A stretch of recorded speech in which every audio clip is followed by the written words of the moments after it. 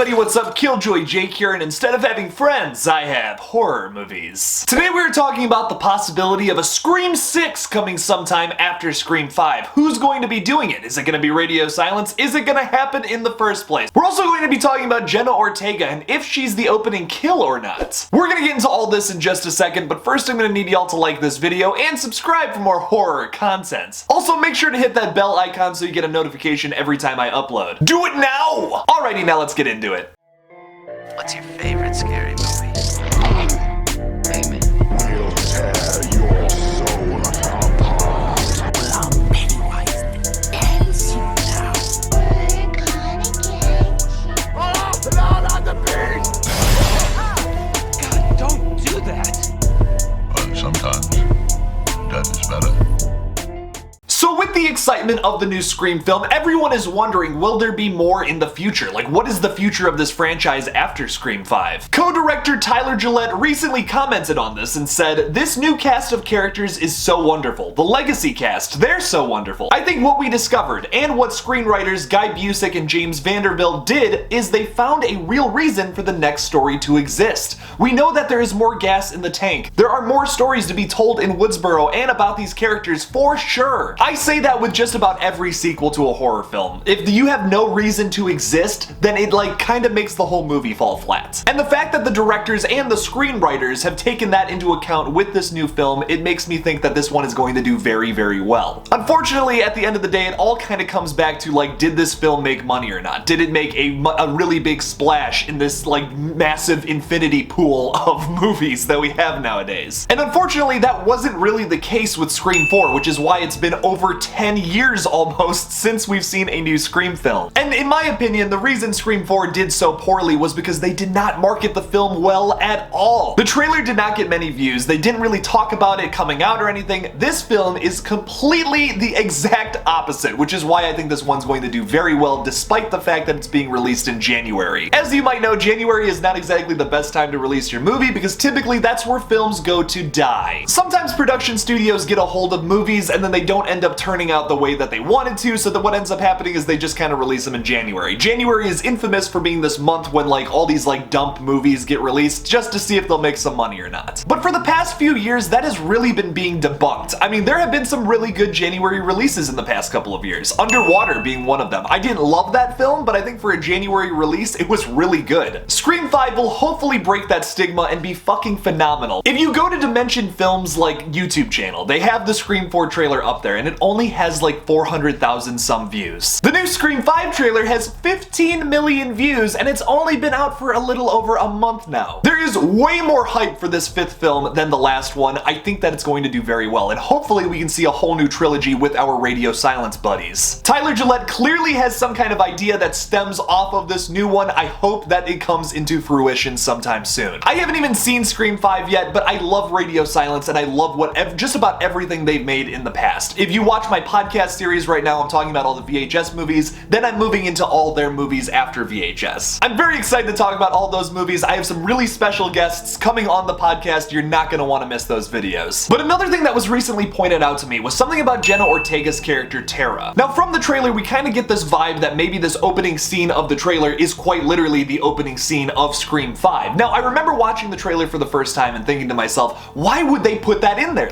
That's kind of a big reveal. Two of the big things that you want to keep a secret about your Scream film is who's gonna die at the beginning and who Ghostface is. And you're just giving us one of those things in the beginning of this trailer? Something fishy is up here. I don't know what yet, but I think it could be that Jenna Ortega will be the first person to survive an opening kill. Now I know we've talked about this in the past a little bit, but now we finally kind of have a little bit of proof here. In the clip that was released a few weeks ago, we get to see this very quick shot right here. It's definitely a blink or you'll miss it kind of situation here, but it does sort of look like Jenna Ortega sitting in a room with Richie. Now I've watched this clip multiple times. It looks like it could be either Jenna Ortega or Melissa Barrera. If you remember from the old the character descriptions we've gotten in the past year or so, it was confirmed that Melissa Barrera's character is in a relationship with Richie. So it would make more sense for them to be together in a room, but it's why are they there? They're clearly at a hospital setting. Maybe it's because Jenna Ortega survived and she's in the hospital, and these two have gone to the hospital together to go see Jenna Ortega. Now this could be Jenna Ortega in in the background because if you remember from the trailer, we get a shot where you see someone in a wheelchair from the back, but once again, no confirmation that this is Jenna or not, but we see Ghostface walking behind her slowly with a knife. So maybe Richie gets attacked in this scene and then Jenna Ortega tries to wheel herself away. Now let's kind of connect the dots on all the different hospital shots we have seen thus far. We've seen Dewey and Sam together coming to the hospital, rushing for some reason. They look worried. Sam Carpenter is on her phone, Melissa Barrera's character, and she's talking to someone. Could it be Richie, who maybe is already there for some reason? Or it could be Ghostface. I mean, of course, that's the obvious answer, but I think what would make a little more sense here is maybe she's calling Richie because she's like, hey, is not Jenna.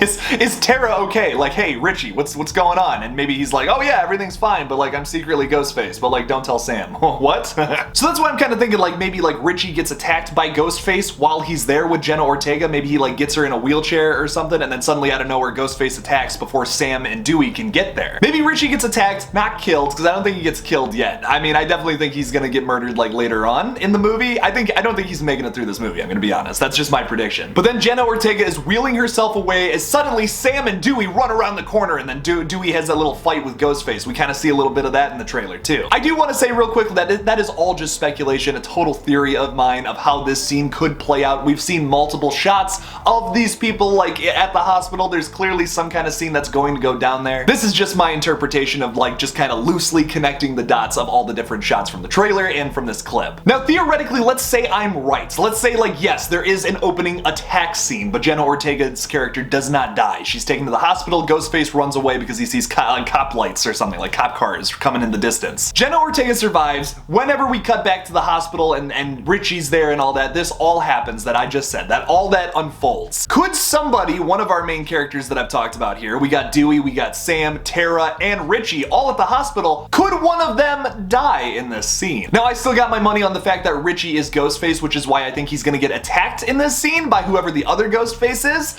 but not killed. A lot of people have been talking about how Dewey might not survive because he's kind of been like the face of the marketing so far. And if you remember the original Scream, what they did with like the marketing and shit is they advertised that movie like as Drew Barrymore is the star of this upcoming slasher film. It's gonna be epic, go check it out. And then people go to see it and she dies in the first 10 minutes. So could they be doing the same thing with Dewey here, where like this extension scene of the opening kill, Dewey just gets murked? Obviously that would be insanely controversial to the fan base who loves these legacy characters who are arguably unkillable. I mean, I see both sides of the argument. I love these characters, I don't want them to die, but it's also starting to get into the realm of not super realistic that they've survived like 4 slasher attacks at this point. Honestly, I get both sides of the arguments. I think that maybe they should do something different with this film and maybe like murder one of your main characters. I mean, I hate to say it. I know it's I'm gonna get backlash for it for sure, but it's like we've seen 4 movies where Dewey has just nearly come close to death and no, he's fine at the end. So like if he dies in this film, sure, I'll take it. So what do you guys think about this theory of how the hospital scene will unfold in the movie? Leave me a comment about it down below. Thank you all so much for watching my new Scream 5 video. Don't forget to like this video and subscribe for more horror content. Hit that little bell notification if you want to get notified every time I upload. I talk about Scream a whole lot. I also talk about other stuff too. Like I just talked about Squid Game Season 2. I did a really informative video about that and it just feels like no one really watched it. So go check that one out and all of my other uploads that I put so much time and energy into. Support me on Patreon if you want to continue to see these videos in the future. The link for that will be in the description below, and as always, don't forget to kill it out there, y'all. I gotta get something for these chalices, you know? Like, they're pretty sick, right? It's like that scene in Great Gatsby when he's like,